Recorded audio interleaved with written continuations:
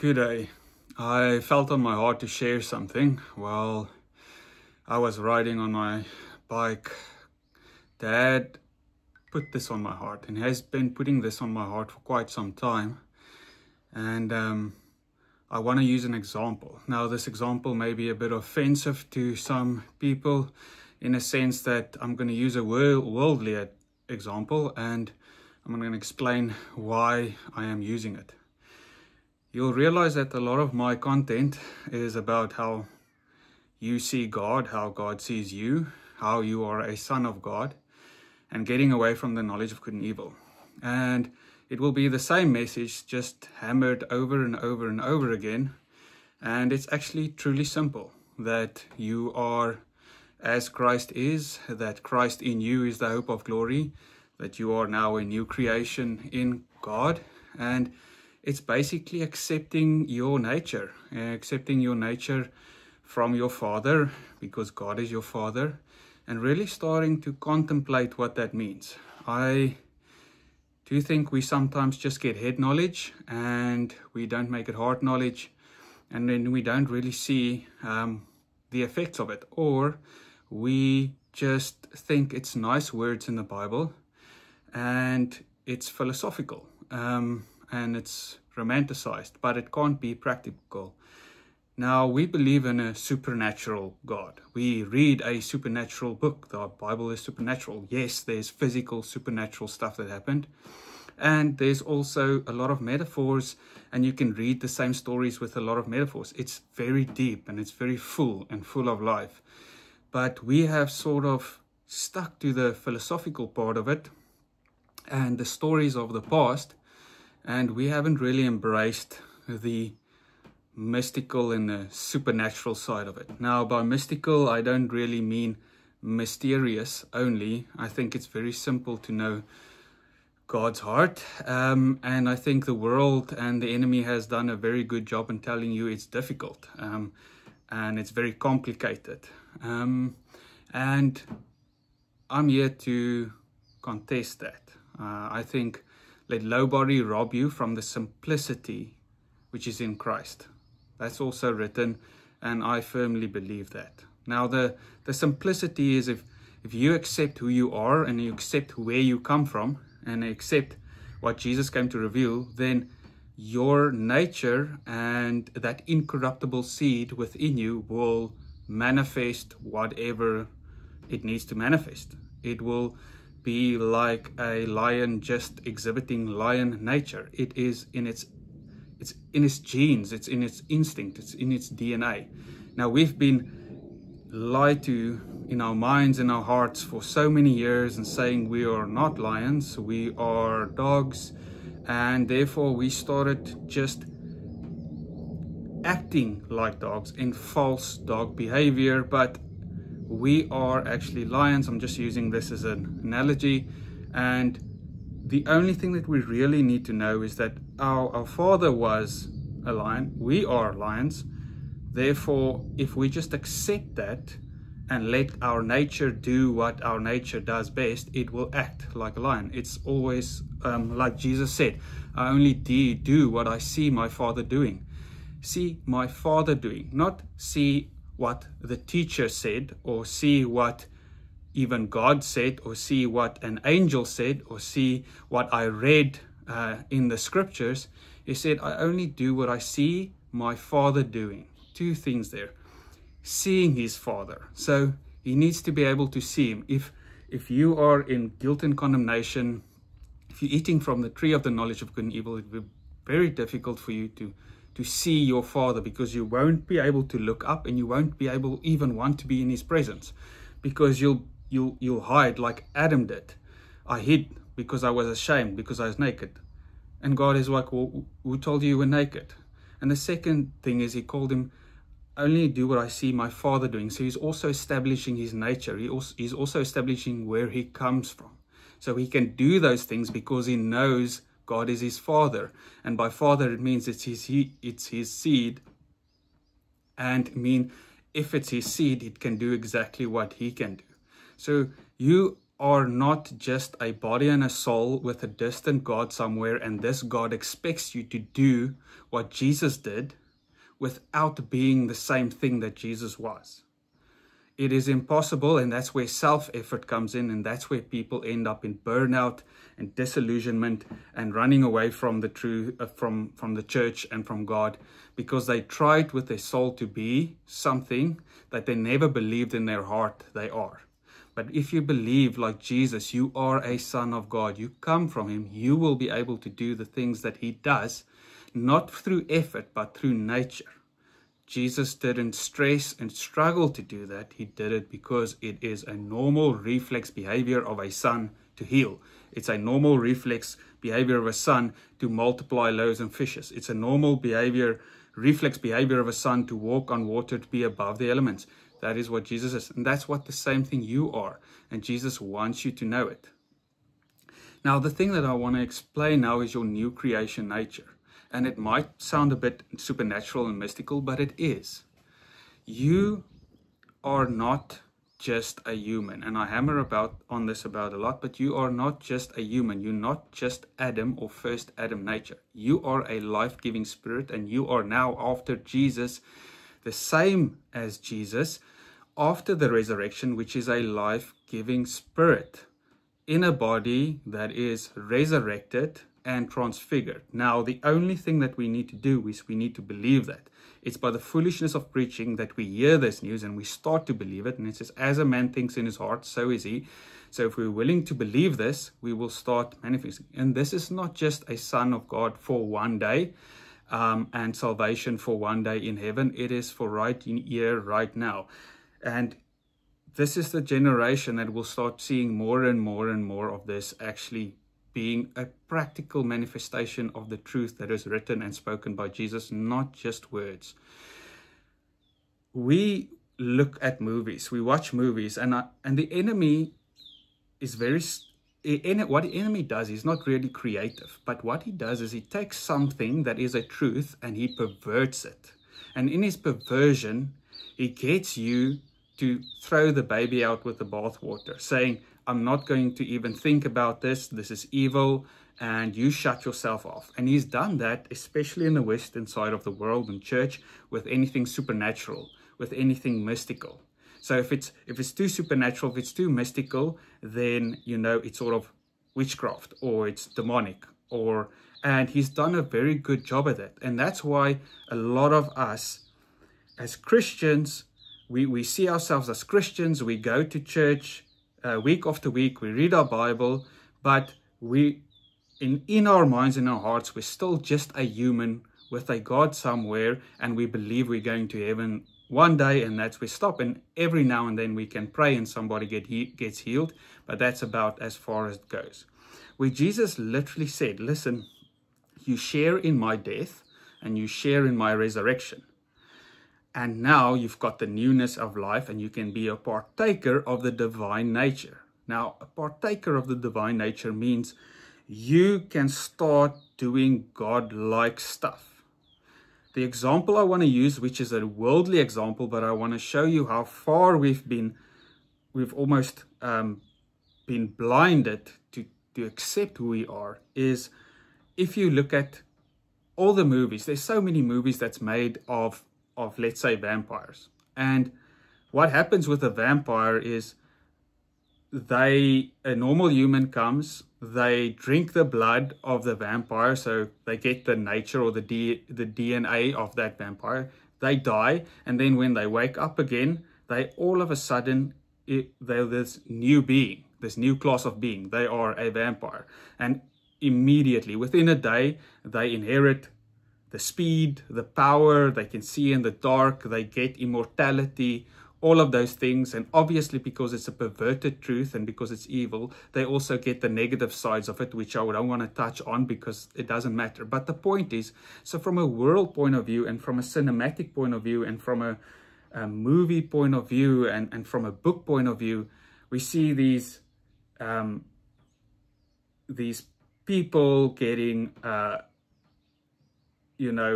converted into these new classes of being, and all of a sudden they get immortality, get the speed, and they this totally new creature.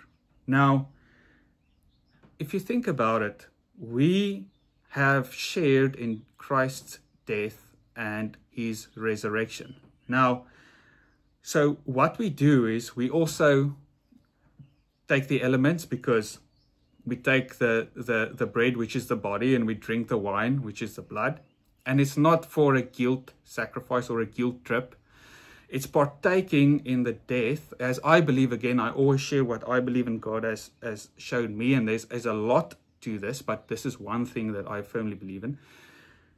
If you take it, you share, you acknowledge that you shared in his death and you shared in his resurrection. Now we take that, and Jesus is he is God incarnate. He is the King of Kings. He is the high priest. He is the firstborn among many brethren. He is the strongest there is, the most glorious there is. There is nothing above him. The earth has been made his footstool. Everything, like if you want to think about a superhero movie or any sort of mystical movie, the top figure, the strongest figure that cannot be defeated, that is all powerful, all benevolent, that is Jesus, literally. Now, the same way that if we partake in his death and we partake in his resurrection, we become like him. And we become partakers of the divine nature, which is him. So we, in a true fact of the world, is if we partake that, we believe it, we should become this new creation, this new species of being that never existed before. This old being has died with Christ, this first Adam being, this human, fragile human that is full of lack, doubt, insecurity, guilt, shame, past, hammering him, future, worrying him. That thing has died, and we've risen with Christ as this completely new creation that is full of life and godliness. Life and godliness. Now, this is just not, and that life is not just life in the way that it is, you breathe. It is power. It is tree of life. It is power and godliness. Godliness means like being like God. Now, we, and this is where we have been lied to. And the enemy has taken away the power that's already ours. Firstly, we partake of that death, burial, and resurrection in a sense of guilt. We've been told to be guilty. If we take that, we're sorry, Jesus, sorry that we were so bad, sorry that you had to die for our sins, but at least we because of your grace, we're not going to hell one day. So it's a admission of your guilt more than I thank you, Jesus, that you've dealt with the first Adam. I accept that my first nature has died and I'm risen as a new creation with and in you. And secondly, we have then said, okay, thank you. Now that I have partaken of these elements, at least one day when I die, 80 years in the future, I will have a good afterlife and I won't burn in hell. But nothing really changed here on earth. I just feel a bit of a warm and fuzziness inside of me, but I'm still the same being. I'm still Cornu. I'm just Cornu that has a preferential afterlife. I'm just Cornu that are not going to suffer the fires of hell. And then in that one, the one is the admission of guilt. The second one is now you've delayed partaking of the divine nature until you die one day. That means it renders the 80 years almost inert. And you will, yes, you'll pray and you'll do some songs and you'll read the Bible and you might see some miracles, but you will still think you are this old being that are just inhabited now with the Spirit, and now you can do some things, but the ultimate point of your salvation will be when you die one day. But I'm here to tell you that what if it's today? What if you partake of that and you're willing to believe, you become a new creation right now. In fact, you are a new creation, a new species. Think about new species, not just new creation. Now, the same way that I used the vampire example, and I don't even want to use it, but it shows you how sad it is that the church and the Bible, the preachers haven't really showed you the power of what Jesus did and the power of partaking in his divine nature. The same way we should, after we partake that, saying, listen, we are now this new being. We are as Christ is after the resurrection. We are fully transfigured. If you think about what Jesus could do after the cross, especially in his new body, teleport, walk through walls. Some people didn't even recognize his face because he was just in a new level of existence, because everything first Adam has been dealt with, and this is what he came to do. That is who you are now. And we should take the body and the blood and say, thank you. Now we partake in it, and now we become that new creation, that new species. And with that new species, partakers of the divine nature. And with partakers of the divine nature, we now have all the ability in this fleshly body, in this new body that Jesus or that God has. And as that, we are true sons. We are manifest sons. We are the sons that all creation is earnestly waiting for. And it said this world will be delivered into the glorious liberty of the sons of God. The liberty, the freedom of the sons of God. Imagine you're that new creation. Imagine you've already died with Christ. Imagine you're raised as this immortal, transfigured being. You can do everything that your Father does and that Jesus does. And you know every second of every day you are one with him. And you know that's going to be like that for all eternity in existence. You will have liberty. You will have freedom. Nothing can change your nature. Nothing can really go against God ever. And you are now infused with God. You are one with him. You've got the DNA with same as God. You've been made a new creation in Christ. So in Christ, you're in Christ with God. So you are free. You have liberty.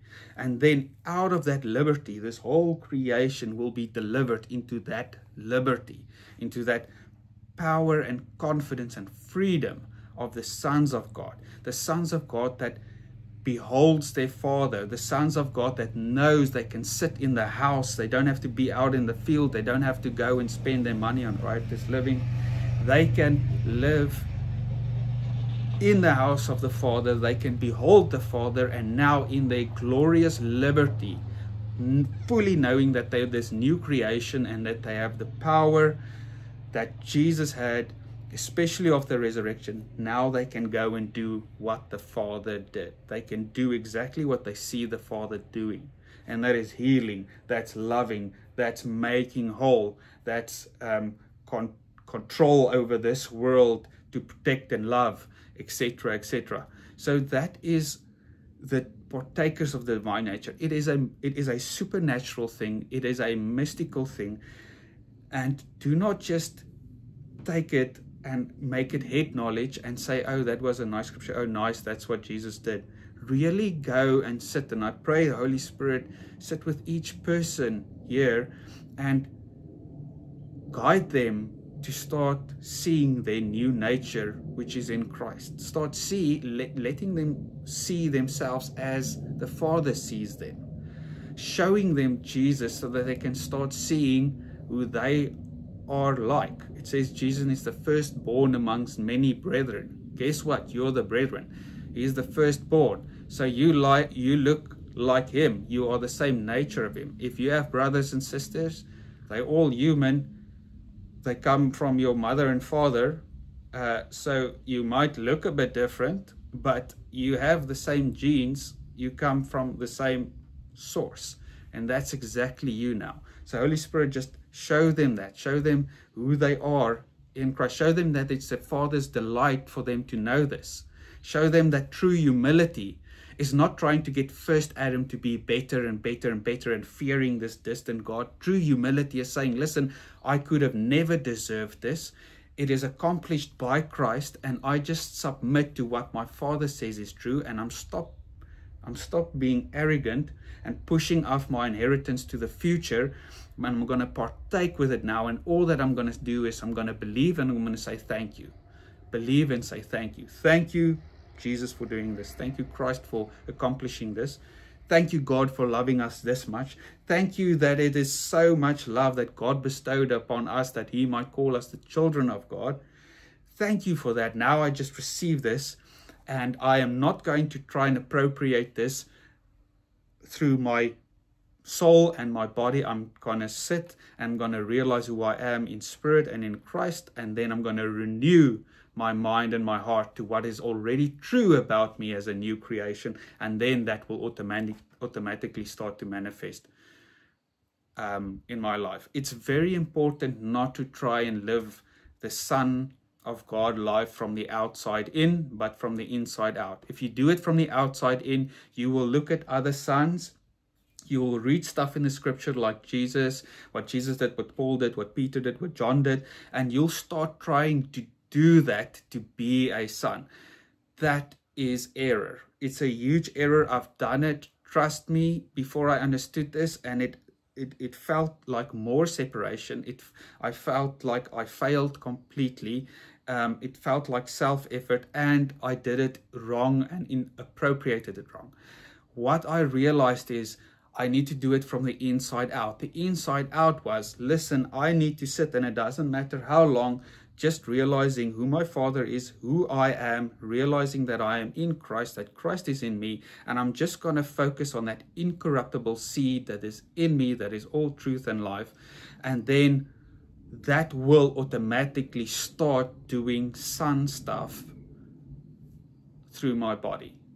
And you need to be comfortable with just enjoying Dad's love, enjoying him singing his love over you, enjoying him starting to show you who you are. Enjoy Jesus showing you how much he loved you, that he did this for you, and how much he wants you to be a co-heir and raised and seated with him, and do this with him. He wants to co-labor. He wants to do it with us, in us, through us. And then you just wait there, you just sit there, you just enjoy, and then let that new nature take over, and the new nature will start doing stuff that you didn't think is possible. And yeah, so accept your new nature. Don't let the world take that truth, pervert it, and then keep you away from it. Accept the real truth, the beautiful truth, the life-giving truth of new creation. You are a new species of being that never existed before. You don't have to pay for your past. You don't have to pay for your genes. You don't have to pay for what your parents did. You don't have to suffer what they passed through in their genes and their illness and their sicknesses and their... You can just accept your true line, which is directly from your Father. Be this completely new creation, which is born from the first, born from above, born from spirit. And then, yes, start being supernatural. And I'm gonna love seeing you guys do that. This is such a joy for me. Truly, this is such a joy for me. I feel like we're all just Dad's children in the garden. We're realizing we are, and we're just gonna enjoy it together. And we're gonna enjoy Dad, we're going to enjoy each other, and we're just going to do it, and we're going to learn from each other and see from each other. This is going to be beautiful. Thought I would be sharing this.